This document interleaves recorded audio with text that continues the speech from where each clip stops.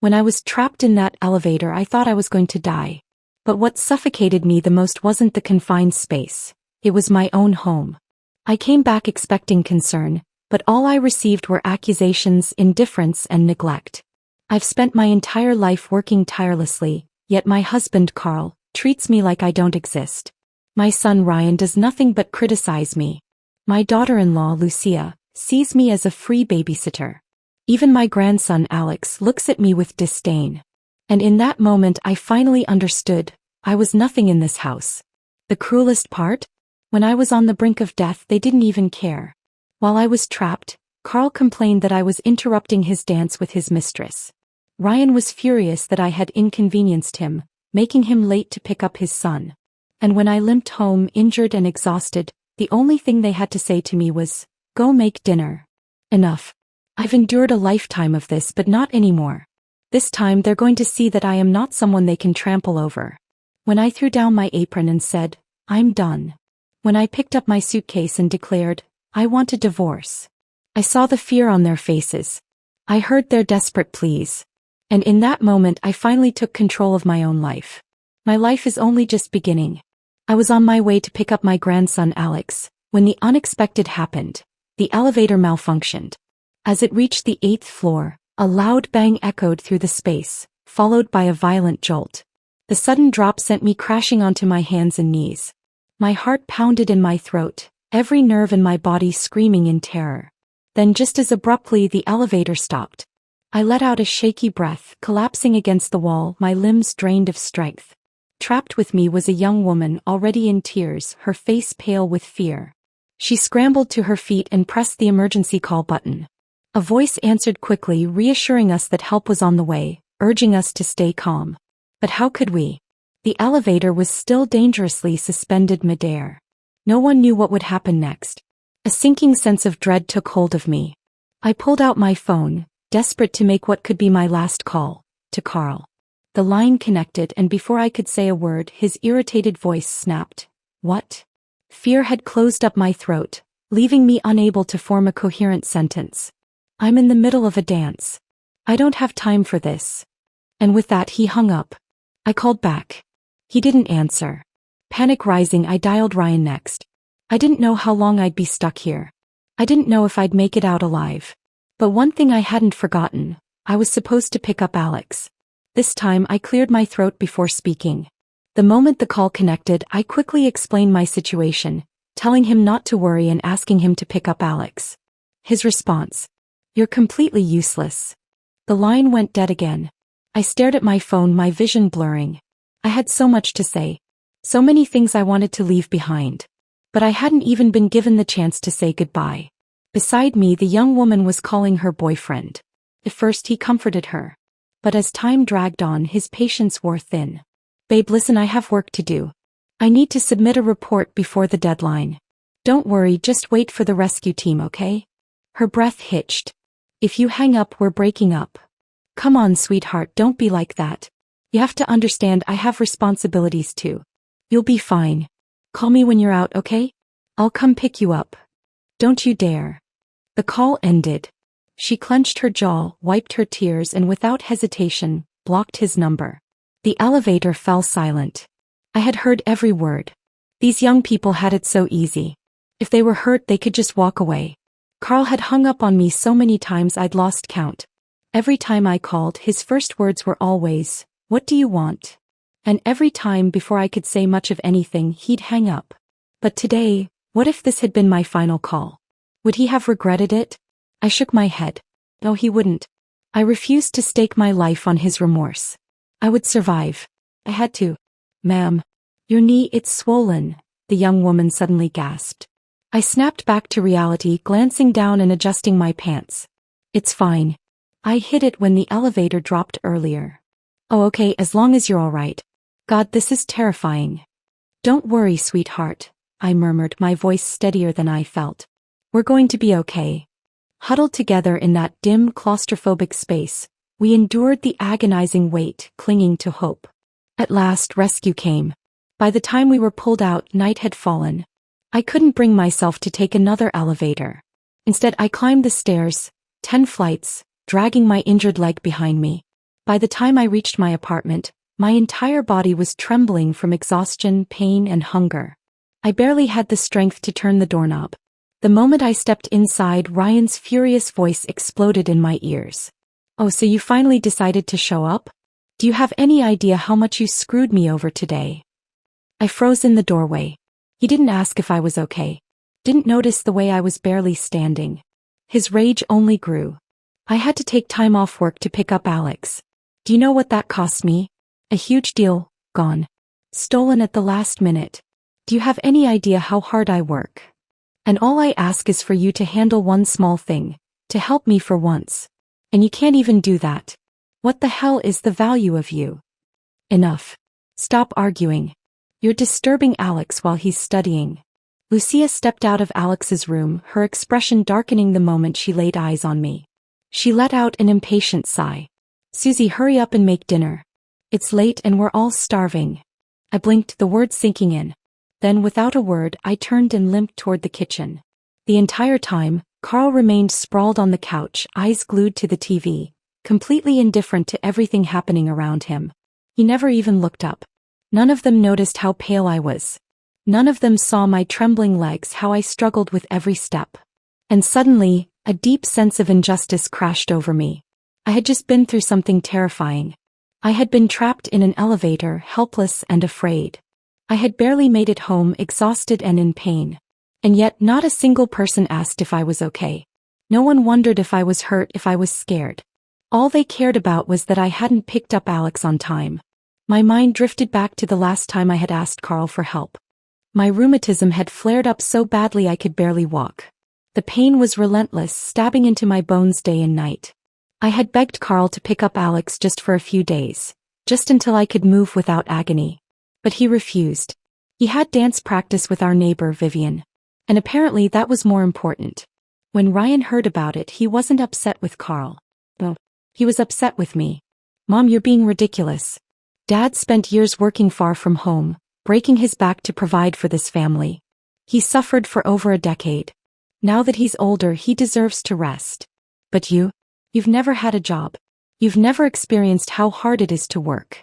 And now you're making excuses just to get out of something as simple as picking up Alex? That's beyond selfish." So I had gritted my teeth and done it anyway. I endured the pain. I limped through every school run, pushing myself until I had nothing left. But this time I had been trapped in an elevator. I physically couldn't be there. And Ryan still never once thought to ask his father for help. He knew where Carl was. He knew Carl was dancing with his mistress. And yet he would rather take time off work himself than ask Carl to step in. Because in this house, Carl was untouchable. And I was nothing but a maid. A servant who had given up everything for this family, only to be treated like I was worth nothing. A lump formed in my throat, my eyes burning with unshed tears. For years I had told myself I was used to this. Carl's cold indifference. Ryan and Lucia's constant demands, their sharp words that cut into me like knives. I thought I had learned to live with it. But tonight something changed. Maybe it was the pain in my leg radiating all the way into my chest. Maybe it was the crushing weight of everything I had endured. Or maybe, for the first time in my life, I finally realized the truth. I couldn't take it anymore. I wouldn't take it anymore. And I swore in that moment they would pay for every single thing they had done to me. "Is dinner ready yet?" Carl's impatient voice bellowed from the living room. I snapped back to reality, inhaled deeply, and then, without hesitation, threw the dishcloth aside and walked out. I didn't cook dinner. Carl frowned, clearly displeased. "You're so slow. Vivian's already been texting me to come dance." "Forget it, I'll just skip dinner." With that, he got up, straightened his barely rumpled clothes, and pulled out his phone as he strode toward the door. I'm coming, I'll be down in a second." His tone was light, almost eager. That was when Ryan stepped out of his room, his expression darkening. "Mom, what the hell are you doing?" I had had enough. Whoever wants to eat can cook. I'm done. Lucia, who had been lounging on the couch watching TV, jerked her head up. Her voice turned sharp. "Susie, what kind of tantrum is this? Don't you care about your grandson? Alex has been saying he's hungry for ages." I scoffed. "And none of you thought to get up and make something yourselves? All you know how to do is sit there and demand." Lucia huffed, arms crossed. We don't know how to cook. Ryan's temper flared. Jesus, it's just a meal. You're really trying to blackmail us over this. Lucia, grab Alex. We're eating out tonight. Lucia shot me a glare before disappearing into Alex's room. Moments later, she emerged, taking his hand and raising her voice just enough for me to hear. Come on, Alex. We're going to your favorite restaurant tonight. Alex's face lit up with excitement. He practically jumped for joy. Yes. Finally. As he passed by me, he smirked and stuck out his tongue. A deliberate taunt. I'm going to eat delicious food with mommy and daddy and you're not. He had always hated my cooking. Hated me. Every time I picked him up from school he would throw a tantrum demanding ice cream. But his stomach had always been sensitive and I had to control his intake. He resented me for it. I had tried so many times to make special treats for him, things that were fun and colorful, but nothing I did was ever good enough. The front door slammed shut. And just like that the house fell silent. An eerie, suffocating stillness. I was alone. For a long moment I just stood there, numb. Then slowly I shuffled to the couch and sank down. I pulled up my pant leg and examined my knee. The bruises had deepened into a sickening shade of purple, and the swelling was even worse than before. I reached for the first aid kit, my hands trembling as I cleaned the wound. The sting was sharp, so sharp that tears silently slipped down my face. Once I was done, exhaustion crashed over me like a tidal wave. I didn't even make it to my bed. I passed out right there on the couch. I had no idea how much time had passed when the sound of the front door slamming woke me. Carl had returned. The first thing he did was start rummaging through the cabinets. Where's the first aid kit? I froze. My breath hitched. Was this it? Had he finally noticed my injury? My eyes burned with an embarrassing, involuntary hope. Maybe, just maybe, he had seen my swollen knee. Maybe he cared. Lucia hesitated before answering. I think it's under the TV stand. Ryan frowned, stepping closer. Dad, what happened? Did you get hurt? Why do you need the first aid kit? Carl's reply was casual, almost dismissive. Oh, it's not for me. Vivian twisted her ankle while we were dancing. It's all swollen. Looked pretty painful. In that instant, it was like a bucket of ice-cold water had been dumped over my head. All that foolish hope. Gone. I should have known better. That fleeting warmth I had felt, shattered. Like a fragile glass slipping from my grasp and smashing into pieces on the floor. A cold numbness spread through me, seeping into my bones. It felt like I had fallen into an ice-cold abyss. Carl grabbed the first aid kit and bolted for the door, as if every second Vivian waited was sheer agony for him.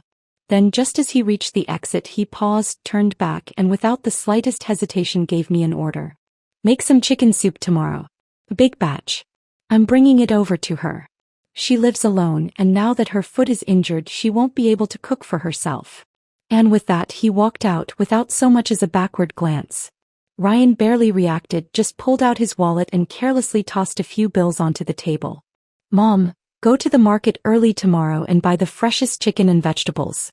After you drop Alex off at school, start simmering the soup. Let it cook longer, it'll taste better that way. I stared at them, my mind blank. It wasn't that they didn't know how to care for someone. They just never thought to care for me.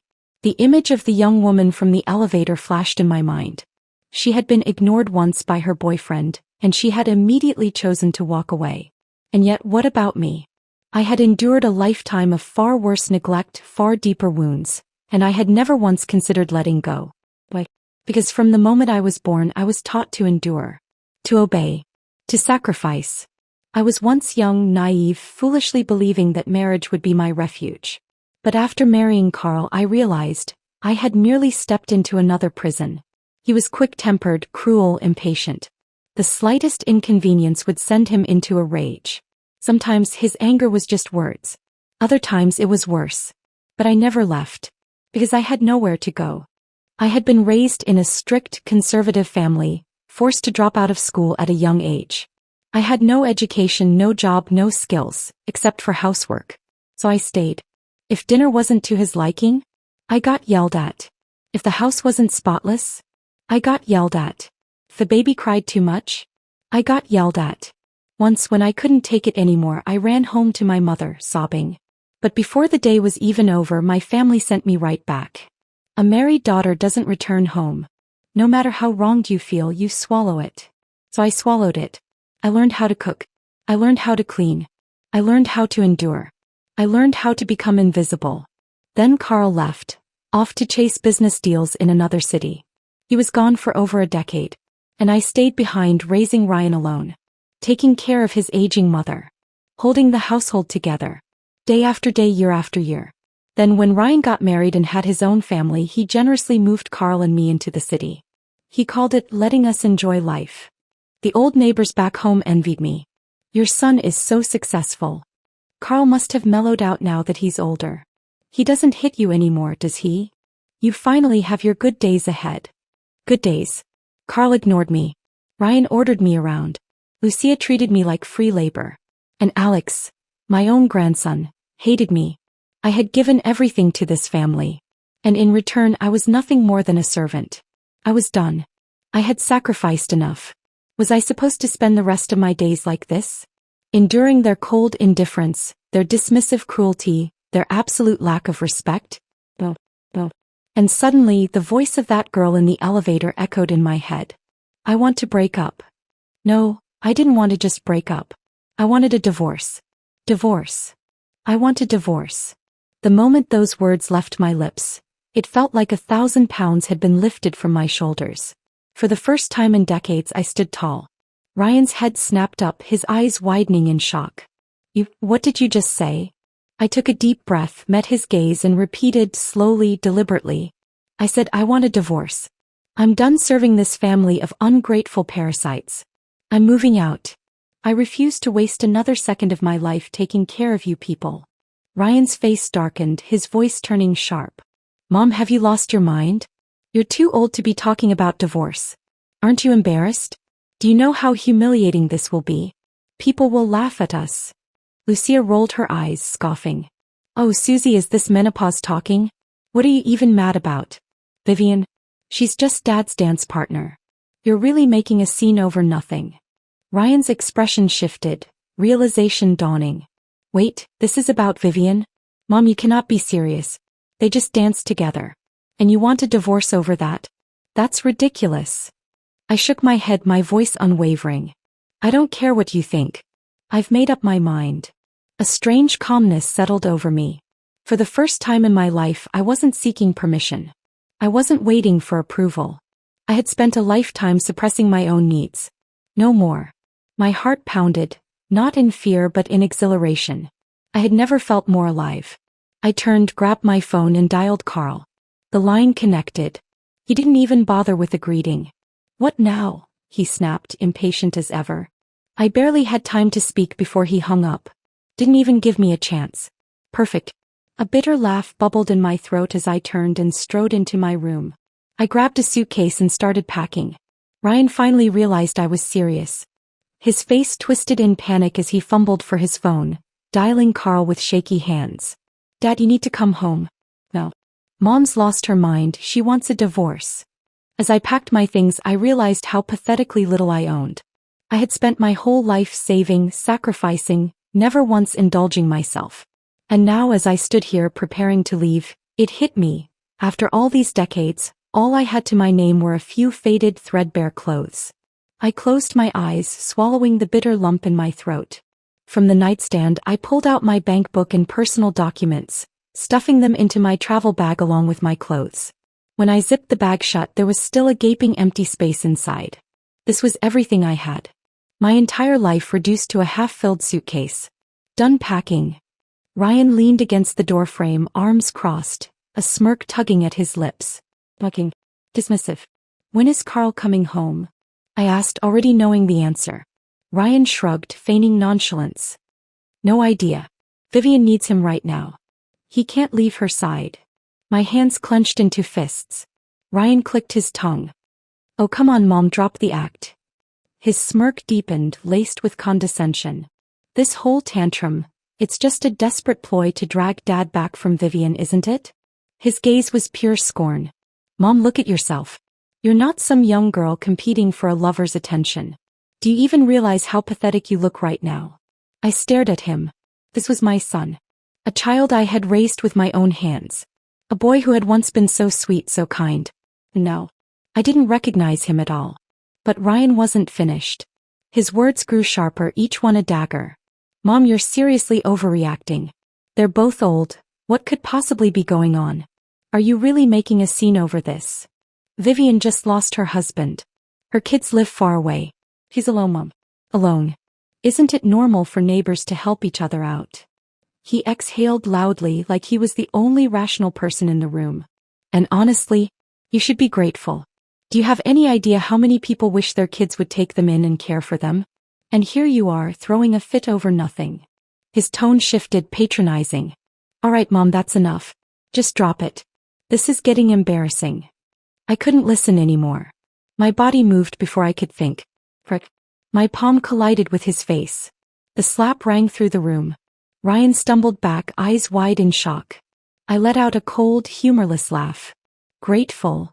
I took a step forward, locking eyes with him. Do you really think I should be grateful for spending every single day cooking, cleaning, and waiting on a bunch of grown adults who refuse to lift a finger? Do you think I should be grateful for dragging my aching legs to pick up Alex from school, only to come home and serve you dinner like a damn maid? Do you think I should be grateful for almost dying in an elevator, only to come home and be scolded because I inconvenienced you? I spat on the floor. Grateful, my ass. You've bled me dry for years and you still think I owe you more? You still think I should keep being your servant? Dream on. Ryan touched his stinging cheek, his expression twisting into something dark. For the first time in my life I saw it. Hatred. He hated me. This was the first time I had ever laid a hand on him. And yet, after everything I had done for him, everything I had given up for him, this was what it took to finally get a reaction. Not love. Not guilt.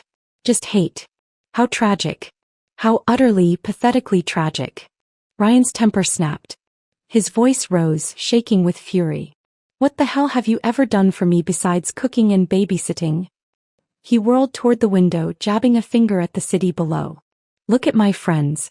Look at their parents.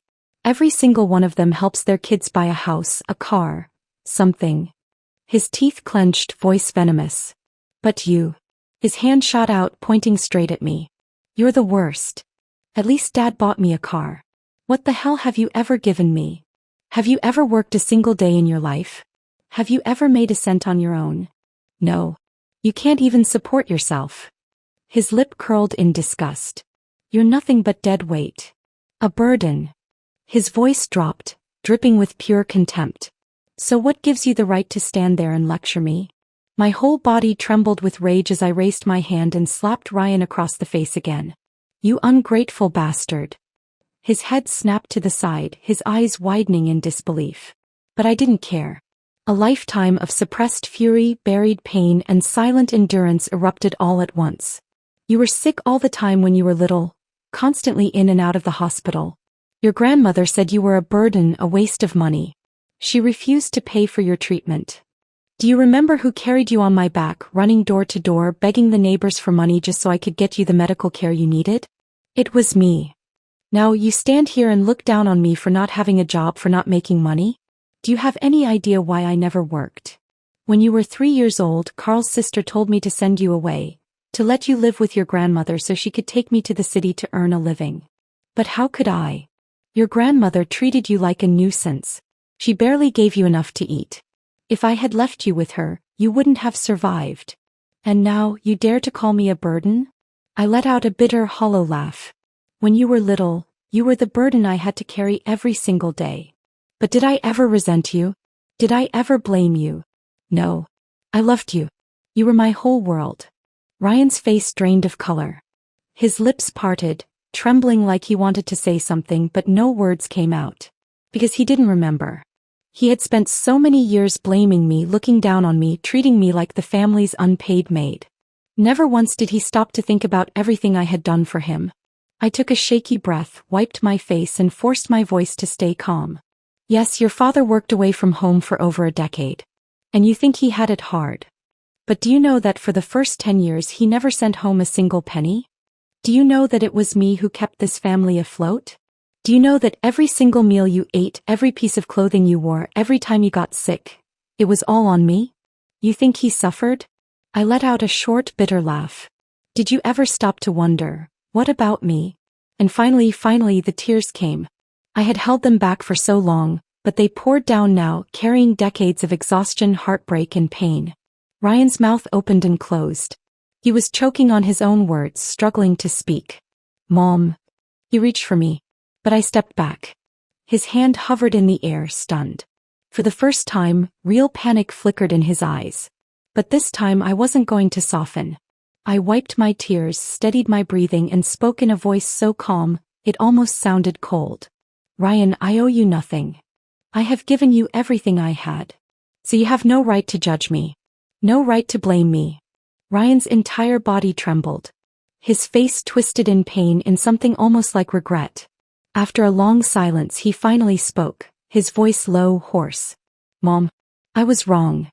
I was selfish. I shouldn't have treated you like that. I'm sorry. I paused. Ryan, apologizing? But strangely I felt nothing. I had been disappointed too many times. And sure enough, the very next moment he grabbed my hand, his voice suddenly gentle, coaxing. Mom, let's just take a step back, okay? Let's forget about tonight. We can go back to how things were and we'll live happily as a family again. I let out a sharp, humorless laugh. Let me guess, you still think this is my fault. That I'm the one making a fuss. Ryan flinched, caught off guard. And no, Mom, that's not what I meant. You don't have to explain. I cut him off, my tone calm but ice cold. Your father never cared about this family when he was young. He was always too busy helping other people. And now that he's older, he's still the same. He barely speaks to me, but he's running around playing caretaker for another woman. Ryan, I'm exhausted. Ryan immediately shook his head, rushing to defend Carl. Mom, you're overthinking things. It's just medicine. It's just being neighborly. It's not a big deal. I stared at him for a long moment, then let out a soft, cold chuckle.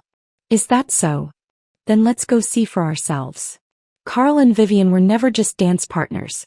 I had noticed months ago, the stolen glances, the lingering touches. And now that Vivian's husband was gone, they weren't even trying to hide it. Divorce? Of course I was getting a divorce. But I wasn't leaving quietly. Vivian lived on the first floor. As I peered through her floor-to-ceiling window, I was met with a scene so disgustingly intimate that I almost laughed. Under the dim, golden light, Vivian sat on the couch with her leg draped over Carl's lap, playing the role of a helpless, fragile damsel. Carl knelt before her, carefully applying medicine to her ankle like he was handling a priceless artifact. His face was so gentle, so focused, as if he weren't the same man who had ignored me for years. My eyes narrowed, lips curling into a cold sneer. So this was neighborly concern? Mom, you're overreacting. Ryan, standing beside me, waved a dismissive hand. His tone was lazy and different. Look at him, his face is serious. There's nothing inappropriate going on. It's late. Was this little investigation really necessary? Shut up. Keep watching. My voice was ice. Carl finished applying the medicine. When Vivian winced in pain, he leaned down and blew gently on her ankle. Ryan let out an awkward chuckle, but his voice wavered. Well, blowing on a wound is pretty normal, right? He trailed off. Because the next second, Carl pulled Vivian into his arms and kissed her. Like a match striking dry wood, the tension ignited instantly. Vivian made a half-hearted attempt to push him away, her voice as soft as a feather. Close the curtains. Carl hesitated, about to get up. And that's when he saw me. Our eyes met. The air froze. A blinding flash of light. Shit. My phone's flash was on. Oops. My bad. Left the flash on. A loud, familiar voice rang out behind me. Wait. That voice. I turned around and nearly burst out laughing. It wasn't just Tracy. She had brought the whole squad. I had only told her, but somehow an entire gang of old friends had tagged along. These were women who usually complained about bad knees and aching backs. Yet the moment they smelled gossip, they had outrun a pack of greyhounds. 7 of them. Standing in perfect formation, cameras ready. Inside, Vivian screamed and kicked Carl off of her. With the exact same foot she claimed was too injured to walk. Perfect. Ryan panicked. His voice cracked as he turned to Tracy. Tracy, what are you doing here? What did you just record? Tracy smirked, planting her hands on her hips. What do you mean? We were just out for an evening stroll. That's normal, right? We didn't do anything. Ryan, now completely losing it, lunged toward her phone. Let me see that. You can't just record people. Tracy dodged effortlessly, clutching her phone like a prize. Hands off. My knees are bad. If you hurt me, I'll sue you for assault. One of the other women piped up. Don't worry, ladies. I already sent it to the group chat. Whoever has a phone, check for yourself. Ryan turned ghost white. Delete it. Delete it now, you crazy old bat. The old ladies burst into laughter. Too late. And just then, Carl stormed out, face thunderous. What the hell are you lunatics doing? Tracy cupped her hands around her mouth and hollered. Everyone look. The cheating husband has arrived. Within seconds, windows up and down the block flew open. Dozens of nosy neighbors peeked out. Tracy pointed dramatically at Carl, her voice booming like a police siren. This is Carl. And that's Vivian. Her husband hasn't even been dead a few months, and she's already tangled up with a married man. And guess what? We got it all on video. Anyone who wants to see, come take a look. Shut your mouth. You're talking nonsense. Carl roared. But Tracy wasn't backing down. Oh, I hit a nerve, huh? Why so defensive? We just caught you red-handed. What, we're not even allowed to talk about it now. Carl tried to step forward, but he never stood a chance. The 7 women closed in, surrounding him like a pack of wolves. One of them sneered, voice dripping with sarcasm. Ladies and gentlemen, this is Carl. And his dear Vivian. They thought they could get away with their little romance, but forgot to shut the curtains. It's like they wanted an audience. Another one chimed in, eyes locked on Vivian. Vivian, your husband is barely cold in his grave and you're already in another man's arms? That's some Olympic-level speed. If you love performing so much, why not do it out on the street? We'd be happy to applaud. Actually, ladies, I noticed them months ago. They've been sneaking around for a while. A collective gasp. And then, oh my God. Do you think Vivian's husband died from the shock of their affair? Jesus. They're worse than I thought. Carl's face was livid. Vivian, humiliated, looked ready to faint. Me. I just stood there, arms crossed, enjoying the show. The whole fiasco finally ended when the police arrived. Carl looked like a complete mess. His clothes torn, his hair missing a chunk, his entire body disheveled and humiliated. The whole neighborhood had witnessed the spectacle. By now, everyone in the community was talking about it. I stood at a distance, watching him stomp around in a blind fury, completely unhinged. And for the first time in years, I felt satisfied. Pure, unfiltered satisfaction. It was glorious. By the time I got home, it was past midnight. Carl sat in the living room, his face dark as an impending storm. The moment he saw me, his entire expression twisted with rage. You crazy bitch. Was this your doing? I met his fury with a calm, cold smile. Yes, it was me. So what? His entire body shook with anger. You venomous woman. He slammed his fist onto the table, his roar filling the room. I'm your husband and you dare do this to me? Ryan came in behind him, looking like he had completely lost his mind. He was breathing hard, his hands in his hair, eyes filled with pure frustration. Mom, what the hell do you want? His glare burned into me, full of disappointment and blame, as if he was the one being humiliated. No matter what happens, you should have kept it private. You don't air dirty laundry in public. Do you have any idea what you've done? How am I supposed to face people now? Do I even have a shred of dignity left? I didn't even look at him. Instead, I turned to Carl, pointing straight at him. Why don't you ask him that question? He's the one who climbed on top of Vivian in full view of everyone. He's the one who disgraced you. Ryan's face froze. Carl, on the other hand, turned a dangerous shade of red, his voice rising to a furious bellow. You're insane. A complete lunatic. He jabbed a finger toward the door, his voice trembling with rage. Divorce. I want a divorce right now. Get out of my house. Take your shit and leave. Right now. For the first time that night, I felt a wave of relief. Finally. I had been waiting for this moment. I had worried that Carl would drag this out, refuse to let me go, trap me in this prison. But now. He was throwing me out himself. Perfect. I didn't say another word. I simply turned, walked to my room and grabbed my already packed bag. I had been ready to leave hours ago. I slung it over my shoulder, fully prepared to walk out of that house forever. But just as I reached the door, Carl blocked my way. "Stop right there." His narrowed eyes locked onto my bag and something vicious flickered in them. "Put that down." His voice was sharp, dripping with malice. "You're not taking a damn thing. Everything in this house was bought with my money. You leave empty-handed."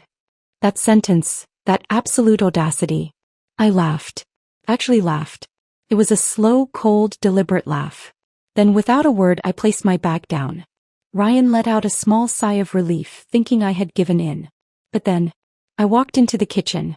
A second later I strode back out holding a knife. A long, gleaming kitchen knife. Ryan's face went ghost white. Carl took an instinctive step back. I gripped the handle firmly, my gaze sharp and deadly. "Listen carefully, Carl. If you won't let me live in peace, then we're going down together." For a second, time seemed to rewind decades. Once, when I was young and desperate, I had held a knife just like this, facing off against someone who tried to hurt me and my child. Now, I was standing in my own home, holding it against my own so-called family. Ryan panicked, stepping between us, his voice shaking. "Mom, calm down. We can talk this out. Don't do anything crazy. Calm down."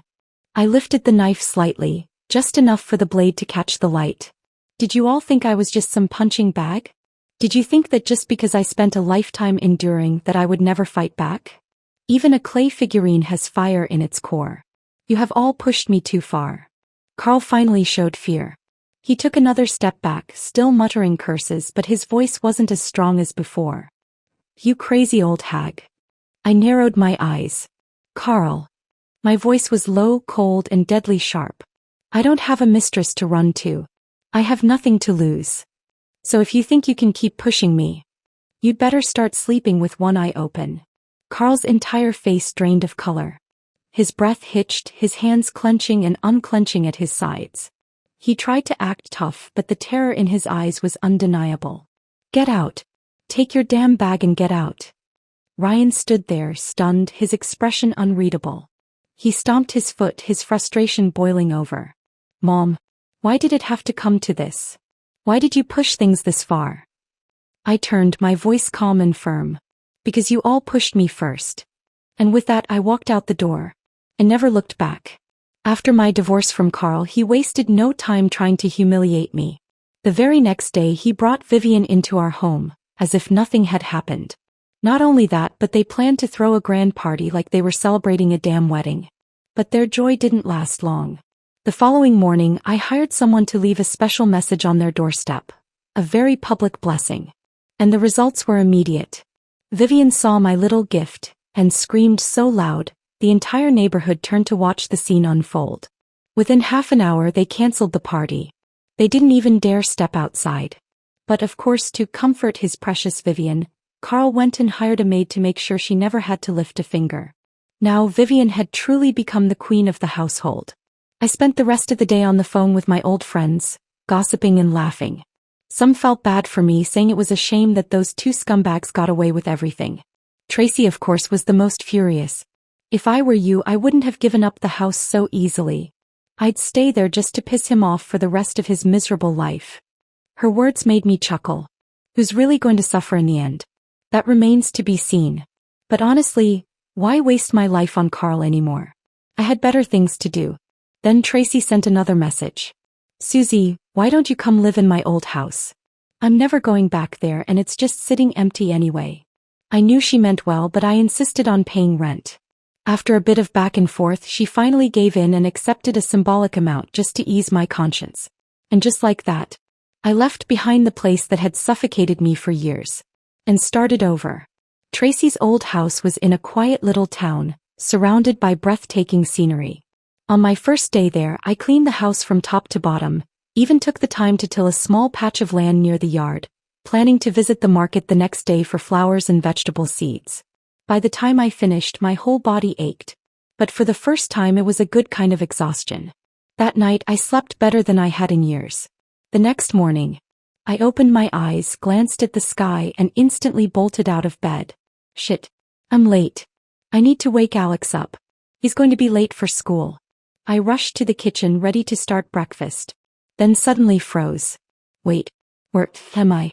I looked around, slowly realizing I don't have to take Alex to school anymore. I was free. Truly, completely, finally free. For years, mornings had been a daily battle. Alex refused to get up. I nagged. He dragged his feet. We barely made it to school before the bell rang. Me. I never even had a moment to breathe. Always exhausted. Always rushing. Always worn down. But now, I could slow down. And for some reason, that realization made me want to cry. It didn't take long for me to settle into my new life. Tending flowers.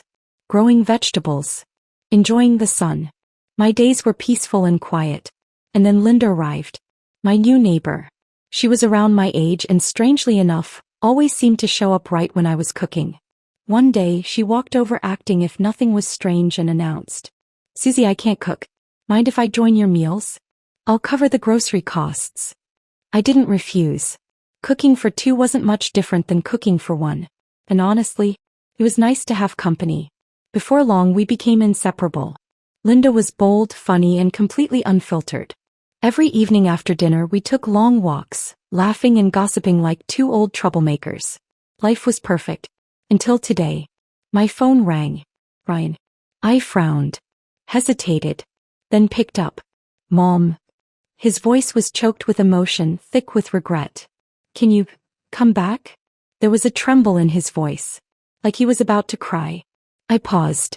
Then I laughed. I wasn't surprised to see Ryan's name pop up on my phone. Tracy had already given me the full report. Ever since I left, their lives had fallen into complete chaos. Lucia and Ryan were constantly fighting, and the root of their fights? Money. The mortgage, the car payments, Alex's expensive piano lessons. It was all suffocating them. And now, on top of everything, they had to cover the cost of Carl's precious maid for Vivian. Lucia couldn't take it anymore. She suggested that Vivian start pulling her weight since she was now Carl's new wife. But Vivian? A housewife? A caretaker? She lasted exactly one day. While mopping the floor, she accidentally twisted her ankle and immediately took to bed rest for 5 whole days. Carl was devastated. He practically worshipped her bedside, waiting on her hand and foot. Lucia, on the verge of a breakdown, didn't dare lash out at Carl, so she took it out on the maid instead. The poor woman lasted a few days before she finally snapped, storming out of the house with her suitcase, cursing all the way down the street. "You people are a goddamn curse. I've never seen a family as toxic as yours." Word spread fast. Soon enough, the entire neighborhood started avoiding Carl's family like the plague. With no maid left, the responsibility of picking up Alex fell to Vivian. But did she actually care about him? Of course not. He wasn't her grandson. In fact, she still held a grudge against Lucia. So she did what any spiteful stepmother would do. She used Alex to get back at Lucia. She spoiled him rotten. One day, she encouraged him to eat 5 fried chicken legs and 3 ice creams in one sitting. That night, he ended up in the emergency room, curled up in pain, screaming on the hospital bed before being rushed into surgery. Lucia, finding out what had happened, completely lost it. She and Vivian got into a full-blown screaming match at the hospital. Neither one backed down, their shouting so loud that even the nurses were too scared to intervene. Carl, in a panic, tried to break them apart. And in the chaos, Vivian shoved him. He went flying down the stairs. And broke his stupid leg. That night, their happy family shattered completely. Carl, now stuck in a wheelchair, sat there seething with hatred, glaring daggers at Vivian. When Tracy told me this last night, I laughed so hard I nearly choked on my dessert. Karma is a beautiful thing. But Ryan had no idea I already knew. So when I picked up his call, he immediately launched into a dramatic sob story. "Mom, Alex is in the hospital. He was rushed to there last night. He just got out of surgery. Poor Alex. He's just a little kid. How could he go through something like this?" I stayed silent, listening. Ryan paused. Realizing I wasn't reacting, he quickly switched tactics. "Mom, can you come back? Please, just for Alex. Even if you and Dad are divorced, you'll always be Alex's grandma. He's been calling for you in his sleep. Mom, we need you. Please come home." As I listened, my brows furrowed. Ryan was so full of shit I could barely stand it. Since when did he ever need me? This wasn't about Alex. This was about them needing a free babysitter again. Same old tactics. Same old tricks. I snapped. Do you seriously think I'm that stupid? You miss me? You need me. Don't make me laugh. You just ran out of people to exploit. You're the ones who invited Vivian into your home. Now you're paying the price. Didn't expect it to go this way, did you? Well, too bad. This is your mess, you clean it up. And Carl? He's only in a wheelchair. Damn shame. He should have broken his neck instead. Next time he actually drops dead, give me a call. I'll gladly come back to attend his funeral. Goodbye. Then without hesitation I hung up. Hanging up the phone, I let out a long breath as if I had finally shrugged off a mountain of weight from my shoulders. Linda had been watching the whole time. Now she leaned back, arms crossed, a satisfied grin on her face. I was half afraid you'd go soft on him, she admitted. I was this close to snatching your phone and cussing him out myself. I chuckled, shaking my head. Relax. I haven't lost my mind just yet. Linda let out a small sigh, her expression shifting into something more distant. You never asked me why I came here alone, she said. But I'm guessing you've already figured it out? She smiled, but it wasn't a happy one. I nodded. You went through something like me, didn't you? Linda hesitated, then shook her head. Yes and no. Now that she had an opening, she slowly began to tell her story. Linda came from a coastal town in Maine, a place known for fresh seafood and lobster. But her husband, he was no hard-working fisherman. He always called himself a fisherman, she scoffed. But if I counted how many times he actually went out to sea in a year, I wouldn't even need both hands. They were dirt poor. She had no choice but to leave town and work in the city, busting her ass for years to save up enough money. Eventually she was making more than her husband. But did he appreciate it? Did he thank her? No. Instead he resented her. He said, what kind of man lets his wife provide for the family? It's humiliating. But did he ever ask himself why he refused to get a real job? Still she stuck it out. She put her son through school, paid for his wedding, even helped raise his kids. He thought, finally, maybe she could rest. Then she found out. Her so-called best friend had been sleeping with her husband for years. And the worst part? Her whole family knew. Even her son. When the truth came out, she thought at the very least her son would stand by her. He was wrong. Just like Ryan had sided with Carl, her son took his father's side. You were always working, he told her. You were never around. Becca was the one who actually took care of us. Linda had collapsed from the shock and heartbreak, so sick she was hospitalized for 2 months. When she finally recovered, she didn't hesitate. She took her share of the money and left. And that's how I ended up here, she finished with a humorless chuckle. Then she looked at me, something bitter but determined in her eyes. You know what, Susie, she said, voice quieter now. I worked my whole damn life to provide for them. And in the end, what did I get? I bought my son a house. I paid for his kids. And yet he still blamed me for not being there enough. She laughed coldly. When I worked, I was neglectful. When I didn't work, I was useless. She exhaled, shaking her head. Sometimes I think, no matter what we do, we're always in the wrong. I reached over and squeezed her shoulder gently. No, the problem isn't us. It's them. If the family is broken, then we build a new one. I smiled at her, my voice warm. Look at us. We're living together, taking care of each other, and we're happier than ever. Isn't this what real family should feel like? Linda blinked, stunned for a moment. Then her expression brightened. You're right. We should be living for ourselves. Then suddenly, her eyes lit up with excitement. But you know what, Susie? We've rested enough. It's time to start making money. I frowned, caught off guard. Money. Linda nodded firmly. You're amazing at cooking. Why don't we start a food channel? We'll film your recipes and post them online. I hesitated, feeling unsure. People pay for that? Of course they do. Don't worry, I've already looked into it. You just cook, I'll handle the rest. She patted my shoulder, beaming.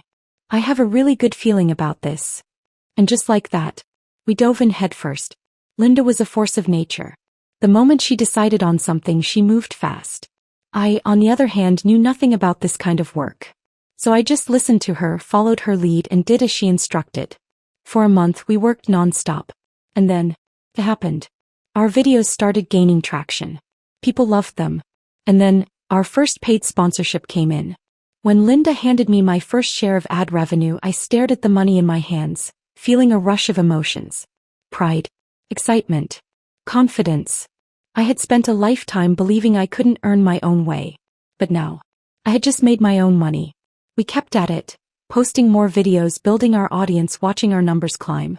Linda was thrilled. Me. For the first time, I felt truly unstoppable. I had a feeling. The best days of my life were just beginning. Just as life was finally settling into a beautiful rhythm, Ryan showed up at my doorstep.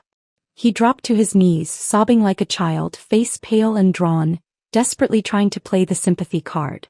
Mom, I miss you so much. Ever since you left, the whole family's fallen apart. I'm exhausted. I lost my job. Lucia and I fight every single day. And now she's threatening to divorce me. She said if you don't come back, she'll leave me and take Alex with her. Mom, I have nowhere else to go. You've always loved me the most, right? Right. Then came the biggest joke of all. Even Dad. He said, if you just come back home, he'll dump Vivian on the spot and remarry you. Mom, we're all waiting for you. I couldn't help it. I laughed. What a pathetic, desperate move. Tracy had already told me everything. Their house was a disaster. Vivian couldn't stand Carl's bad temper and controlling ways. She was begging for a divorce. But Carl? He wouldn't let her go. He cursed at her, hit her, forced her to care for him, demanding she bathe him, feed him, just like she once demanded from me. No. They were nothing more than two prisoners, trapped in a never-ending war. Their shouting matches shook the entire apartment building. It was glorious. Absolutely glorious. I was done wasting my breath on Ryan. I turned around, walked into the kitchen and came back out, holding a butcher knife. I twirled it in my hand, my voice ice cold. Get the hell out. Ryan froze. He had never seen me like this before. But now I was a woman who had nothing left to fear. And thanks to our cooking videos, I had perfected my knife skills. Ryan's face turned pale. But still he refused to back down. I'm not leaving, he insisted, growing bolder. I lost my job. The mortgage is overdue. If I don't make the payment next month, the bank will take our house. You have two options, come back with me or give me money. Because I'm not leaving without something. I narrowed my eyes. For a moment I just stared at him. Then with a sharp flick of my wrist, I threw the knife. It slammed into the wooden doorframe inches from his ear. Ryan let out a strangled yelp, scrambling backward. You still not leaving? I asked slowly, my voice dangerously calm. Ryan frantically shook his head. I'm leaving. Just calm down. And then, like a rat scurrying from a fire, he bolted. Didn't even dare look back. But the bastard wasn't done yet. According to Linda, he had rented a cheap motel in town, determined to wait me out. He wasn't giving up. And he wasn't the only one. Linda's son? Same story. He had blown through all his money and come crawling back to her for more. We stared at each other, both feeling disgusted. Then Linda sighed, shaking her head. Susie, we can't hide forever. I frowned. Then what do we do? Linda's lips curled into a mischievous smile. Simple. We disappear. The next morning, before sunrise, we grabbed our suitcases, headed to the airport and vanished. Our first stop? California. We had enough money. We were done working just to survive. From now on we were living for ourselves. Ryan, Carl, let them rot. For the next few years we traveled across America. From the bustling streets of New York to the vast beauty of the Grand Canyon, from Yellowstone's geysers to the pristine beaches of Hawaii. And our videos? They evolved. No longer just cooking. Now we captured the beauty of our travels, the richness of different cultures, the joy of true freedom. We didn't have fixed plans. We went wherever we wanted. Filmed whatever we felt like. When we got tired, we took a break. Life was finally our own. And the best part? We weren't alone. Our videos inspired thousands of people. Emails poured in. I finally left my toxic husband because of you. For the first time in years, I feel alive. I thought my life was already set in stone at 60. You showed me that it's never too late to start over. Thank you. You taught me how to love myself. Reading their words, I smiled. Looking back, my old life felt like a distant nightmare. Once I believed that at 60, a woman should stay home, serve her family, and quietly accept her fate. But now, Now I knew better. Because as long as you have the courage to walk away, it is never too late to start again.